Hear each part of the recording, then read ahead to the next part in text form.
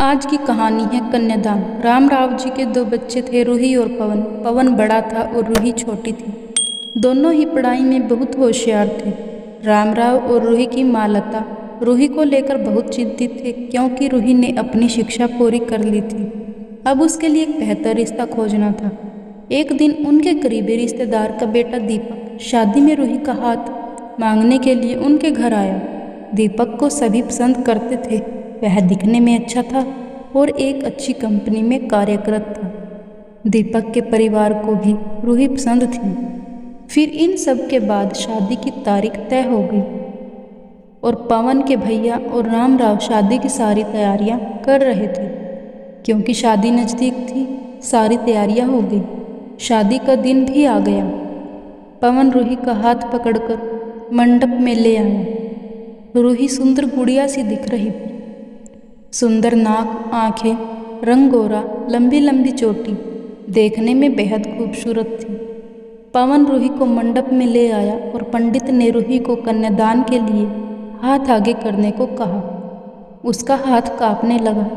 जिस पिता ने इस हाथ को पकड़कर दुनिया में चलना सिखाया, वही आज उसका हाथ किसी और पुरुष के हाथ में देने जा रहे थे। अपनी उस बेटी के बिना अपना बाकी का जीवन बिताना, ये विचार उनके लिए काफ़ी कष्टदायक था।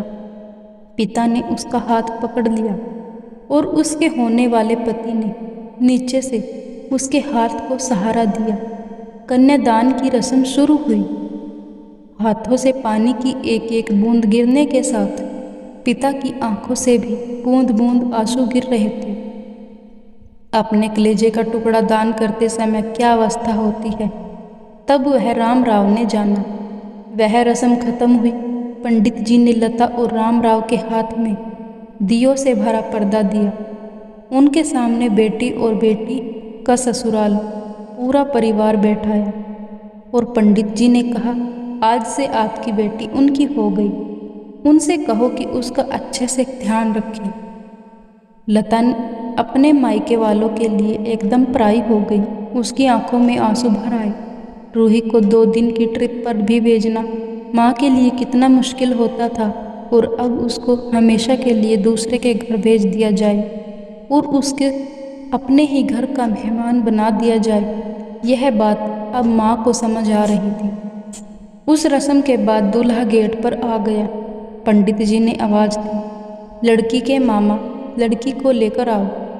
उस मामा का हाथ पकड़कर वह उस अंतरपाठ पर जा रही थी। सुबह उठकर एक साथ नाश्ता, फिर मस्ती, फिर मामी के हाथ का खाना, और रात में मामा की गोद में सिर रखकर सोने वाली भांजी आज उस मामा को दूसरे के हाथ में सौंपनी होगी। यह सोचकर उसने अपने हाथ कस लिया और मंगलाष्टक प्रारंभ हो गए। भाई दूज के दिन बिना कुछ मांगे मिलने वाला गिफ्ट, एक साथ फोड़े हुए पटाखे, टीवी कौन देखेगा, इस पर झगड़ा और दादाजी गुजर जाने के बाद उन दोनों का गले लग कर रोना। दोनों भाई बहन आज एक दूसरे को देख रहे थे। उतनी ही देर में मंगलाष्टक समाप्त हो गए। मंगलाष्टक समाप्त हो जाने के बाद रूही अपने आगे आने वाले नए जीवन को लेकर उत्साहित हो गई। रूही ने वरमाला पहनाई और अपने पति दीपक के पास खड़ी हो गई। रूही के सामने बहुत से लोग खड़े थे।